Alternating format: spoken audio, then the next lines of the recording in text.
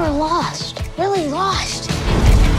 Well, I was just saying, this show is absolutely fantastic. You guys knocked it. It's so wizard. I'm all here for it. Now, we saw the first concept of the space pirates in the live action during The Mandalorian Season 3. Did that kind of help come up with, set the stage for the Skeleton Crew, or was that something that was planned after the fact? No, that was a big part of what steered it in that direction. We knew that we wanted the kids to get lost in a crazy, chaotic galaxy, and we always imagined pirates would be a part of it, but because Jon and his team had already started developing that world, like, it was fun to take that and just sort of run with it. Yeah, and Jeff Everett was so excited about it that it was almost like, do you want to check out my new toy? Check this out. Look what you can do. Yeah, and just was really excited to pass it along to us. That's so awesome. Now, why did you guys choose the Skeleton Crew to be a part of this Star Wars timeline, and how deeply ingrained is it to the story of the Mandalorian era period? Yeah, I mean, our story is a bit more of a standalone piece,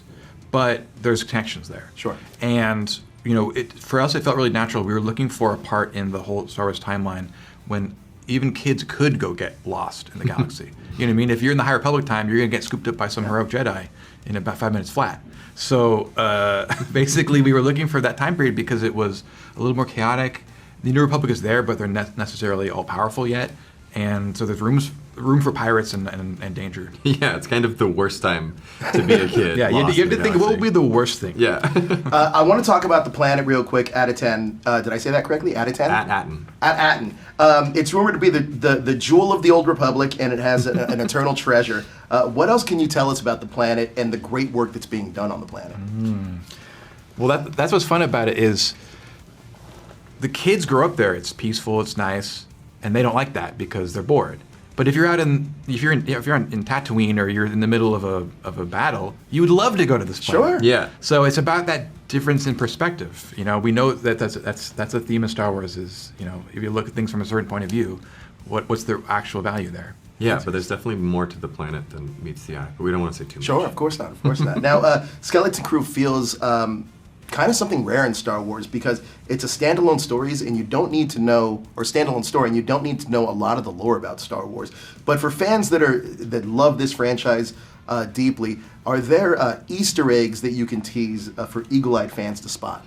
There's a ton of Easter eggs, and on top of that, there's this interesting thing where if you know a lot about Star Wars, you know more than these kids do. Sure. So it allows you to watch their journey from a different perspective because you see the mistakes they're making and the knowledge that they don't have, and it changes the way you enjoy and experience the episodes. So I'm excited to see like a person that knows nothing about Star Wars and a person that knows everything about Star Wars watching this together to see how incredible. how they enjoy it. I love that. I love that. Now, every episode I watched made me feel so happy. I just loved this show. That's great. Recently in Star Wars, I know that the volume has been utilized and a lot of green screen, but this felt almost as if it was a throwback where everything was done in camera, almost like the old school way that Star Wars was done way back when. Can you talk about some of the techniques you used to bring this world to life? Yeah, we tried to do everything. Like, I had this goal of trying to do every single technique that was in that original, like, ILM book that showed how they made the films. So we did as much as we could practically. We did use the volume, you know, we did use motion capture and facial capture and all kinds of things, but we also used stop motion, we had animatronics, we had puppets, we had matte paintings. Oh, wow. Models, yeah, a lot of miniatures and motion control. And really the main reason behind it all is, first of all, it's super fun, and it's like way more fun to do stuff for real than to just like look over someone's shoulder as they're doing it on a computer. But for the kids, it's so much more immersive. Sure. To have them be in a real environment, interacting with a real puppeteer droid and a real animatronic alien. Like, for the kids, the expression you see on their faces as they're experiencing that, there's no way to fake that. Absolutely. That's incredible. I want to talk about the characters for a second because I love all the characters in this show. But I want to start with Jude's character. What did he bring to that character that went beyond the page? I mean, just from the very start when we first met with him, he got what we wanted to do, which was to delve in and make that character really nuanced and real. Almost like we wanted him to feel like he was pulled from the lore, like he had so many stories and backstories and things he had gone through that were all weighing on him, and you could see it. We had to talk about it and understand, like, kind of this backstory for him. And yeah, we wrote him as a very mysterious character, and then what Jude brought to it was these layers of complexity and a backstory that you don't necessarily find everything out about, but you'd feel it in every moment of his performance. I love Wim because he reminds me of me when I was a kid. Like he's fantasizing, trying to be a Jedi, and he really projects that hero image on Jude's character. Can you talk to me about what the two learn from each other throughout the course of the series? Yeah, I mean, without giving too much away, I think it's kind of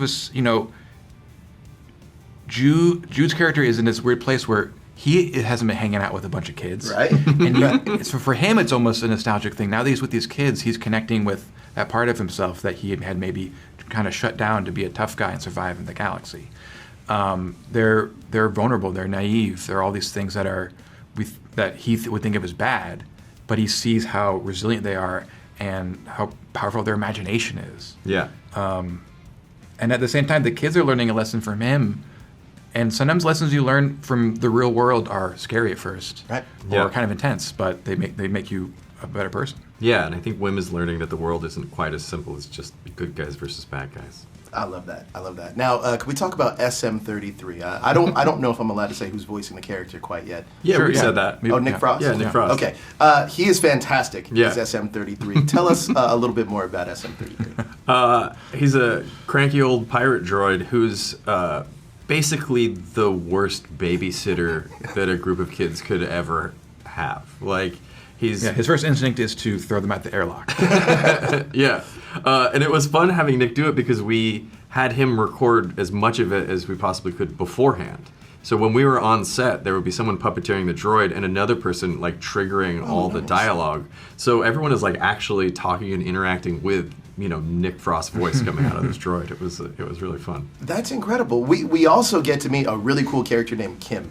I don't want to spoil anything that happens there, but how important is Kim's connection? I know that KB, she kind of tells KB something at the end of episode 3. How important is that connection, and how do we see that kind of mentorship flourish throughout the course of the series? Yeah, I think I love Kim as a character, and her connection with KB is very specific. It feels like it's almost like when a smart kid meets another smart kid and they become friends.